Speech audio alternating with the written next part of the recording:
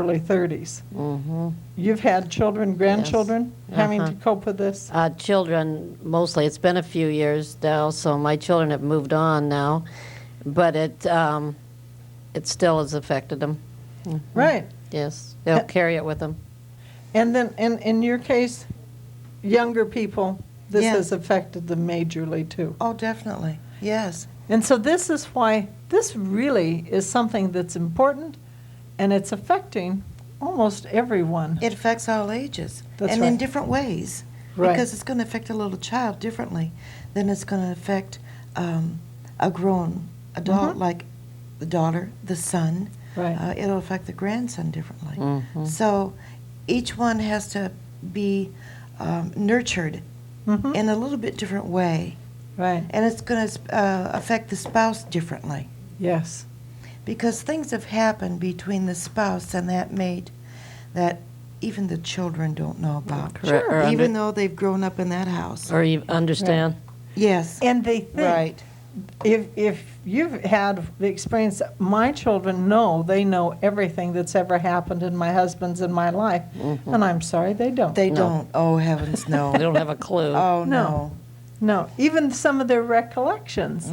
They're recollecting from a 7-year-old's perception, and now they're Yes. in their 30s as an adult, and it isn't the same. No. And also, it's hard to understand where they're coming from because I had my parents, still do, for years and years and years. So it's hard to understand what a child's going through with the thought of, in my case, losing their father and knowing Right. it was evident, down the road. Right. And so how does one... And so not only do you have to take care of your husband or your mate, but you have to also take care of these problems that you have with your children. And then throw in the fact that you have your friends. And we're going to talk a little bit about this because I know for us personally, it was in 1995 my husband had his stroke. And we had friends, just wonderful friends, coming over, helping, being creative. Couple They- friends. No, at that time, they knew they were there helping.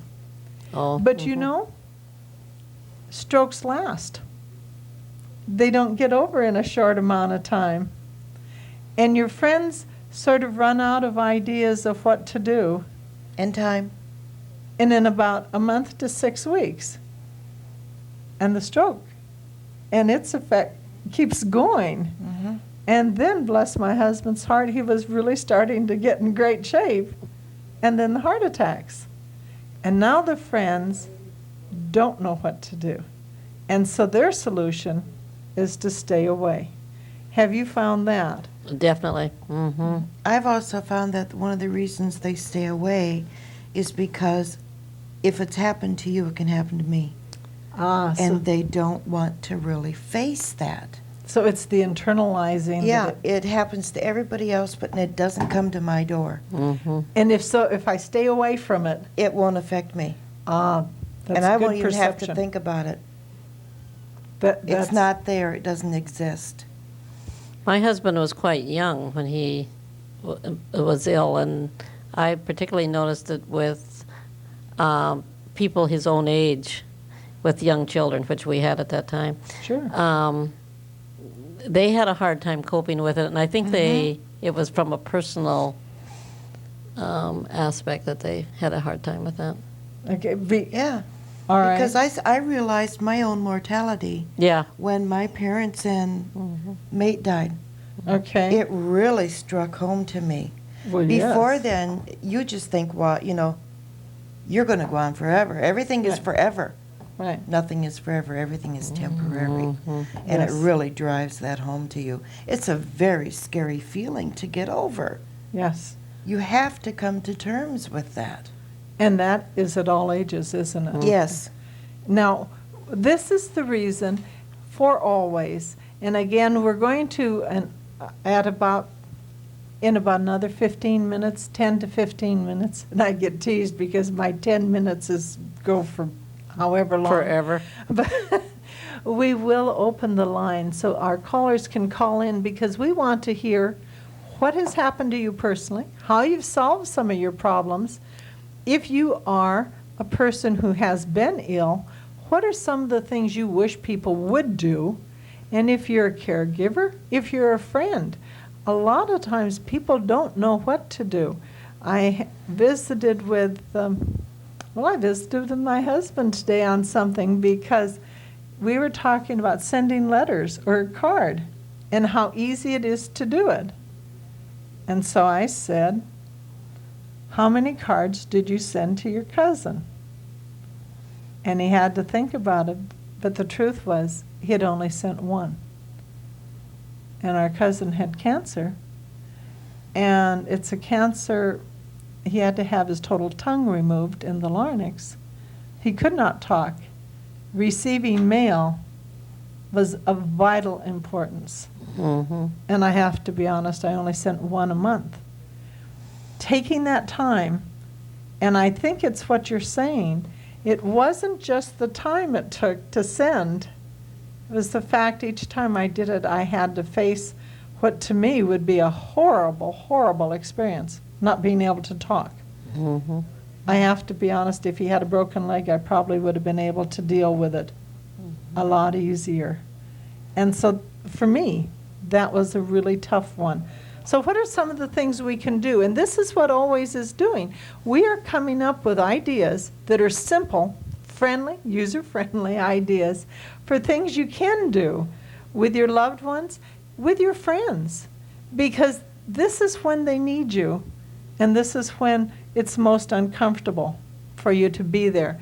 And so we're talking about ideas of what you can do, and also we're going to be giving some ideas, and we are putting packets together. This is a nonprofit group of showing you ideas of cards to send, because one of the biggest complaints we heard were that people with terminal illnesses did not like getting some of the cards that they were finding people were sending from the store. They were cute, they were supposed to be funny, they said get well soon. Well, more than that, I think it doesn't meet your needs for one that you want to send to somebody. Right. The receiver could be happy just to get one, but for some reason they weren't expressing the message that you wanted to send. Right. And then it confused the message Mm-hmm. to the receiver. Get well because- soon. Right. And this was to Yeah. a person that Yeah. it was estimated, he was in hospice, Yeah. estimated he had only 2 weeks to live. Mhm. He did not understand getting a card that said get well Well, soon. you're not comfortable sending it, so you don't send it. Yeah. You don't do anything. We're back to the Mhm. not doing anything. Both of you have experienced it. So let's talk about friends and relatives. What happens when they start or they find out they have a major illness, a chronic, an injury, but something that's major. This isn't going to go away. And I remember when I broke my wrist, it was sure irritating, but in 6 to 8 weeks, Mhm. it was going to be over. Get So- well soon was just right. That's right. But what happens? And you've been around people that have been there. What were the first emotions that you had to deal with as caregivers or people that I call that were on the front line as either friends or relatives? Anger. That's the first feeling the person that was, After the initial shock, the anger. okay? This was with my mother who had cancer, and it lasted. It was a terminal illness, but it went on over a period of about 3 years, and she had had it before, and then when it reoccurred, she was so incredibly angry, and she needed to get that out. And I just sat there and let her be angry. Okay, She yelled, she cussed, sure. she threw things, she cried, Right, and that was all right. right. She needed to get that out. She wasn't going to do this, and she wasn't going to do that. All of this had to come out in order for her to sit down and look at it and come to terms with it and deal with it on a logical basis. And that this really was part of her life Mm-hmm. and how her life was Mhm. going to end. Yes. And that is another part of what our always give a gift from your heart is about. And it is wonderful that we have Make-A-Wish Foundation for younger people. But what our goal is, and that's why we're putting together these idea packets and the cards, is to raise funds so there are people that are older, that have chronic debilitating illnesses, that there's something they want to do that hasn't been resolved. Some people, one person wanted to be able to go see their son before they died. If they didn't have the means, we want to be sure there's a resource for adults to be able to take care of some unfinished business. Yes. Because this is something that can be very, very important. Very fulfilling. Yes. Yeah. My mother wanted her whole family around her before she died, and we all made it at Christmas time. Yeah. So she was able to meet that. Was there anything that your husband had wanted before he died? No, you know, I can't think of anything. Our kids were all younger, and we were all right there around him the whole time. Right now, I can't think of anything, but I think it's a great idea. In dealing in my job, there's people who are going through this tough times, and a lot of them want to maybe touch base at home one more time, wherever it happened to be, or see some long-lost sibling or something. And I'm really supportive of this idea. I think it's great. Even some of them, it's a long-lost friend. They've been buddies for 60, 70 years. And the trouble, as you age, your peers are aging also, and some of them are not able to travel either. So. Right. Yeah. And trying to make it where they can get together. Some of the things I heard in visiting with both some people that had some needs, one young woman said, and this is 17 years after her father died, she has still not come to terms with the fact that she did not find out, she and her father did not make peace. She was there for him, but they didn't talk. So she was there, and she got the water for him if he needed the water, but they did not talk. And so she has so many things that are not resolved, that here she is, a woman turning 50, that is still deeply mourning her father and the fact that she didn't have, it's a phrase we use frequently, but that she didn't have closure. So what can we do to help people get past this? And we're talking about letting people cry, letting them talk. What are some other things that we can do? And also that make it okay for the caregiver and for the friend, because nobody is having to give up or should give up their life for the other person. It's how to be an important and vital part for them. Write him a letter. Write him a letter? Write him a letter. You mean for her to do that now? Okay. And sit down and write him a letter. And in that letter, tell him everything she's wanted to say to him, good and bad. Okay. Put everything in that letter. Then put it in an envelope, seal it, and even put a stamp on if she wants to, and set it right there on your table.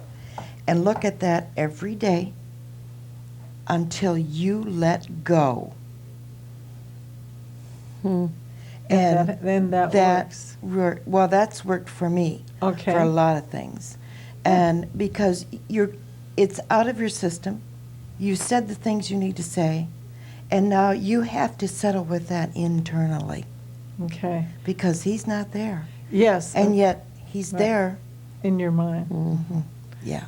Okay, and this is important because whatever we can do that will give us the solutions helps us with our children, because they're coming up. There's some statistics. I don't like reading a lot of details to you, but this is something that's very important for us. And so I'm reading it so I give you the correct facts. And this is taken from the National Family Caregivers Association report in their 1998 National Report on the Status of Caregivers in America. and that is virtually 1/2 of the U.S. population has a chronic condition. And that's a shock. 1/2 of the population. That doesn't mean just seniors. Of these, 41 million are limited in their daily activities. 12 million are unable to go to school, to work, or to live independently. And most of them rely on family for assistance. And I think many of us realize that already. People over age 85 are the fastest growing segment of the population, and they are also the group most likely to need care. By 2020, there will be 14 million elderly in need of long-term care. And this is something to really remember if you're in this position. 61% of intense family caregivers, which means those that are providing 20 hours or more care a week, have suffered from depression. A recent study calculated that American businesses lose between 11 and 29 billion, not million, but $billion each year due to employees' needs to care for loved ones that are age 50 or older. This is something that is now affecting our whole population. It's affecting businesses, it's affecting the efficiency of companies, and it's affecting the citizens around the world. You have to be, and especially around the United States, because that's what we're addressing. Just one moment. Sounds like we have a caller.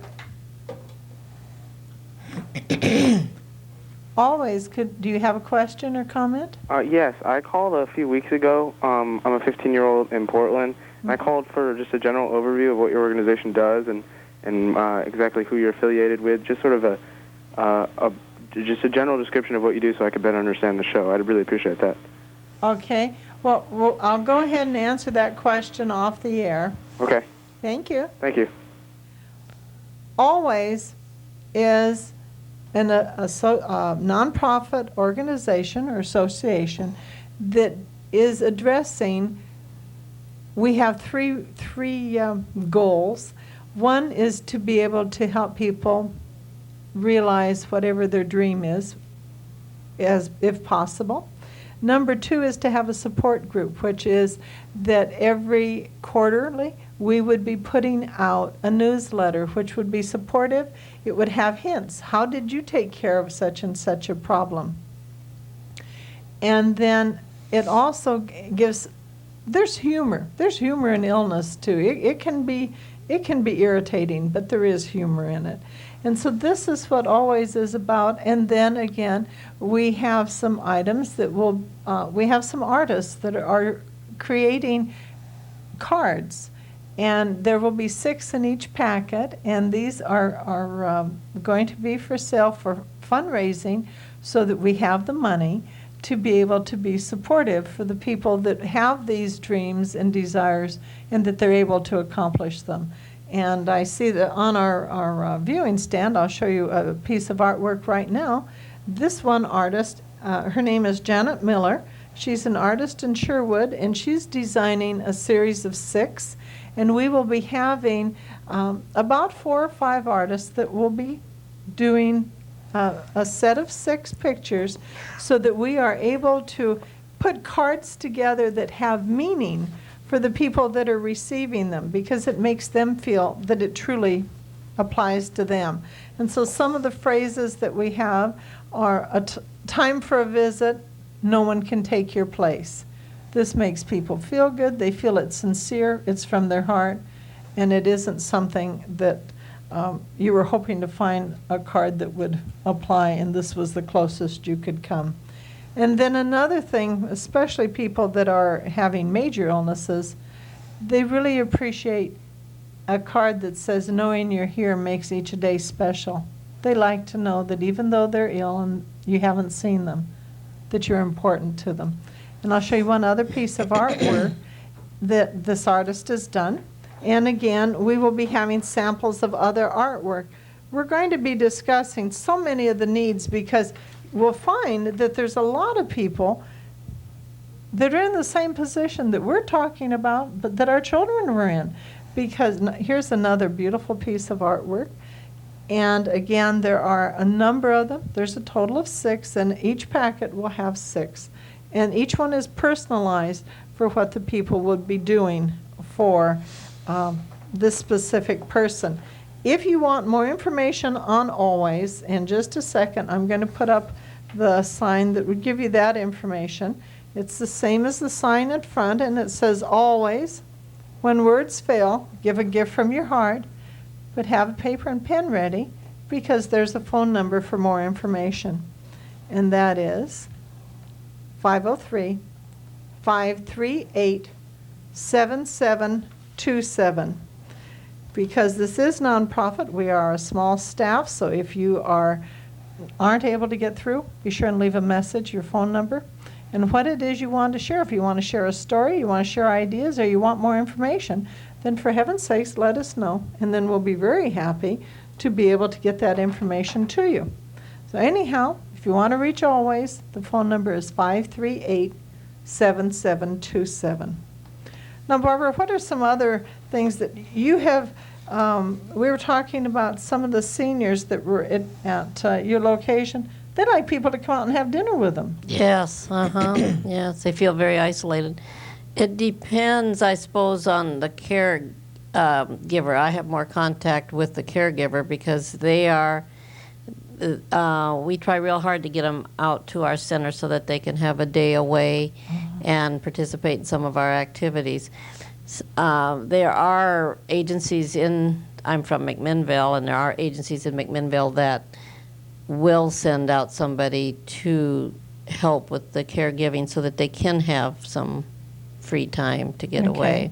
Now, this is a senior center, so this isn't a residence. No. This is where there's activities and things going on. A lot of them like to take a day trip. That seems to get them out with people and active people and just a day away from all the stress.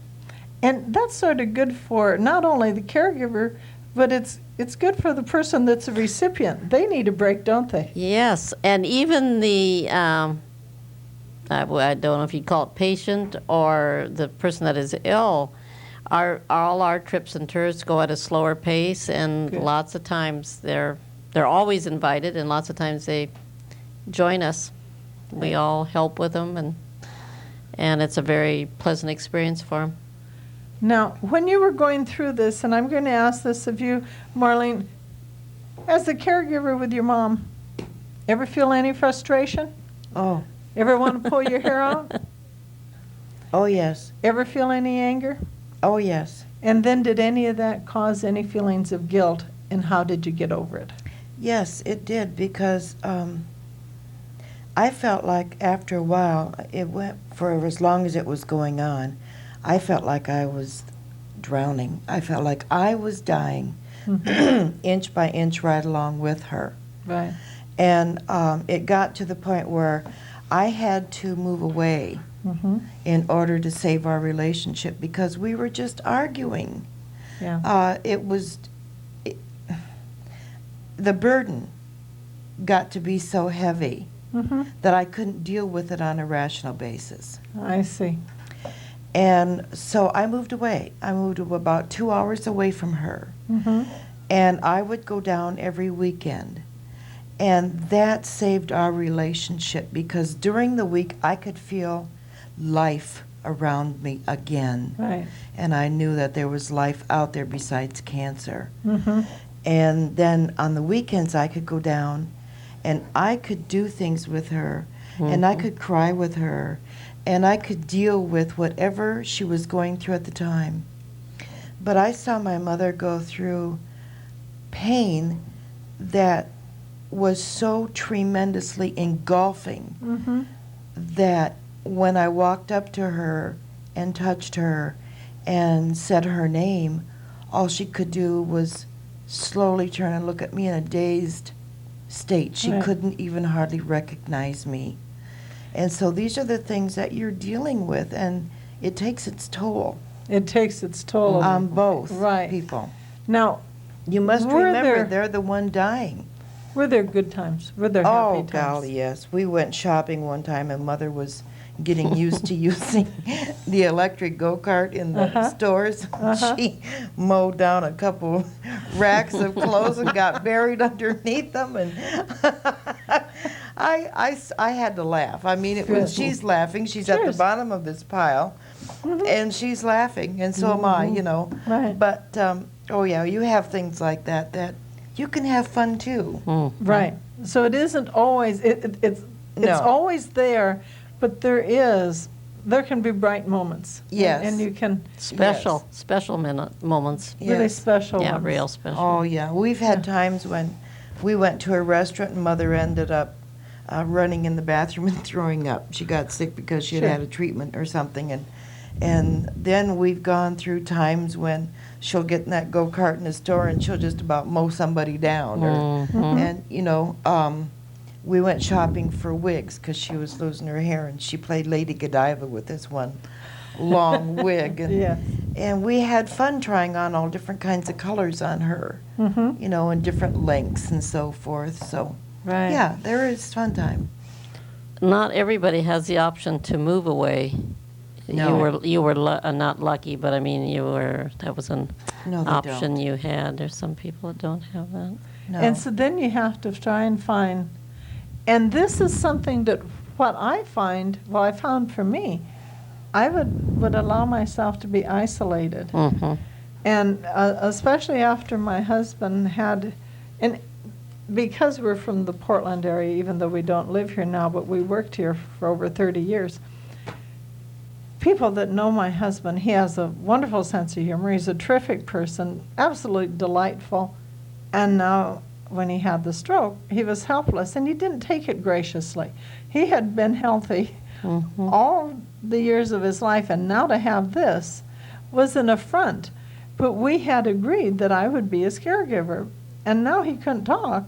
And this wasn't the time to say, okay, I think let's change the game plan here.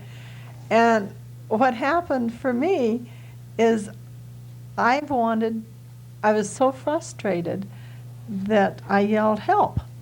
But I couldn't yell help because his hearing was very astute or acute.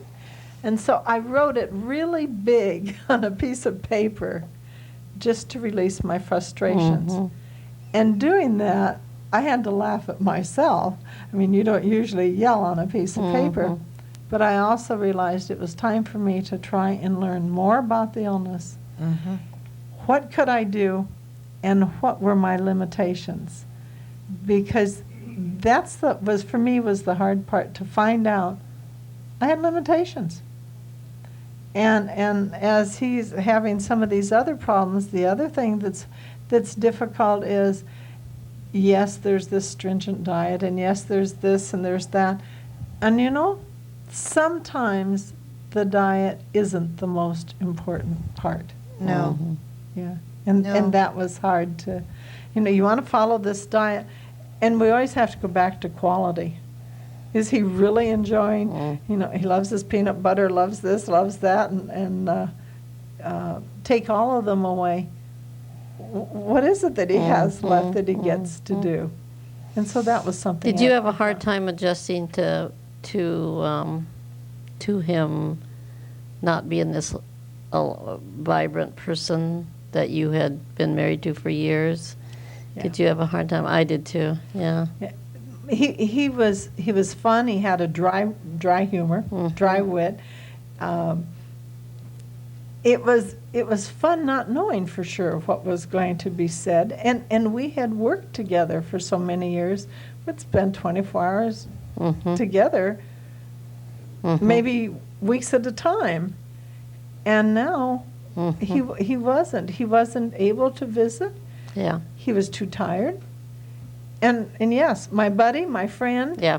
my confidant, and hate to tell you, but if there was a spider in the room, he always killed him for me. Well, guess what? I had to kill my own spiders. And when a bird hit the window and died, he had always taken care of it. Well, now I had to do it. These things that he always took care of, the things that I didn't want to have to do. And I had my chores And now I had both our chores. And the hardest part was because he hated having to acknowledge he couldn't do Yeah. them anymore. Mhm. Because he still wanted to. In the, what is it, the spirit was willing, but the flesh just Yeah. was too weak. So how do you deal with this? And how did your kids deal with it? They were Well, quite I young. found myself always trying to be the person in between it. Oh. And all of a sudden one day I looked at myself and I thought, I'm not doing this very well, and I don't have to do it. The kids would understand that their dad said the wrong word once in a while, or some of that kind of thing. But I found myself doing his listening, his talking, everything for him, and one day I just realized I couldn't do it any longer. Yeah. Had to let it be Yeah. whatever it was Yeah. going to be. People are more understanding than what you give them credit for.